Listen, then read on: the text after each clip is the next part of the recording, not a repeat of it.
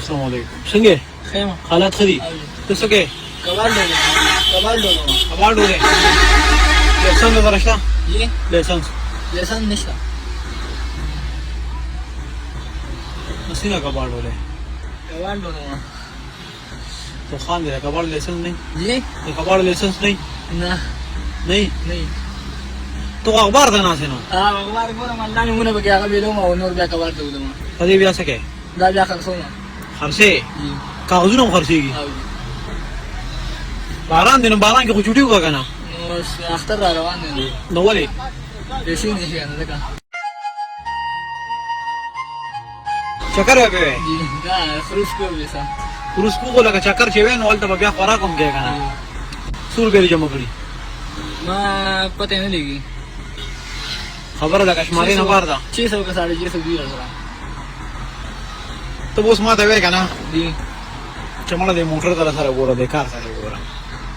اوس زه ما ته مو د کور نه رنګ وګورو یا ماتې پکوړې راوړه او لوبیا مو بیا راوړه. اوس دې کمپلیکس ته ورغلي چیک اپ کړه نو ما نه خپلته کې چاپټ پووالی ده نو که دومره راسره جیب کې یو قرض راسره کې اله چې زه مې دا پکوړې لوبیا یوسم تاله به بیا درکم چې کله میلو شو او که میلو نه شو نو چې بیا راته بخي وګوره چې دې خبرې دا به پکې شرط داسې نه چې یو بله مخې له ور نه شو نو شته راسره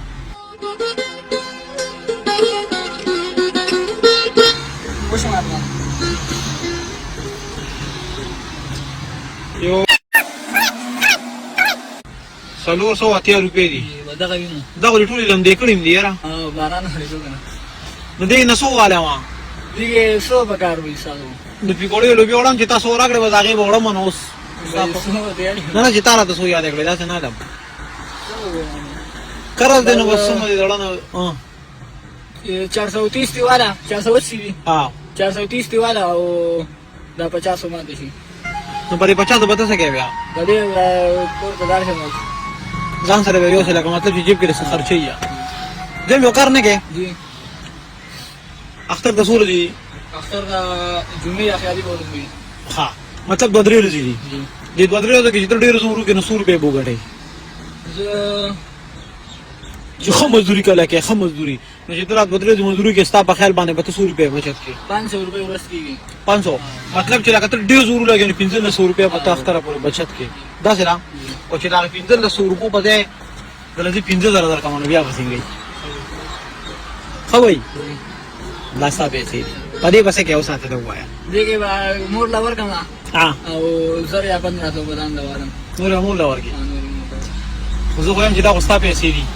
چې ته پې جیب کې کېدې مطلب چې ته ډاډه یې چې او ما سره خرچه شته ته وایې اختر کې به زه چې کوم دی خوراکي کوم مطلب چې ته ښې خوراکي وکړې نو دا ستا پیسې دي چې خامخا د بیبې د زړه نوښ کړي چې مور له ورکوم دا 15 روپۍ به بیبې له ورکړي دا خاص د بیبې لپاره شوې ټیک شو که نه اوس ته هم خوشحاله او بیبې هم خوشحاله صحیح ده دا چې کومې پیسې ته ما له راکړې دا صرف 50 روپۍ به دې کې ته نه پرېږدې ځان سره صرف 50 روپۍ به دې زه پرېږدم ځکه چې دا ستا د محنت پیسې دي دا ډېرې خوږې پیسې دي او دا نورې پیسې مو واپس واله ټیک شو اوس ما ته اجازت دی ستاسو څه نوم دی زما په نوم څه کې ناسې لکه دوا ورته بیا کوم راځئ په کور کې مرکه شو سره د سیالۍ وخت چې جرګه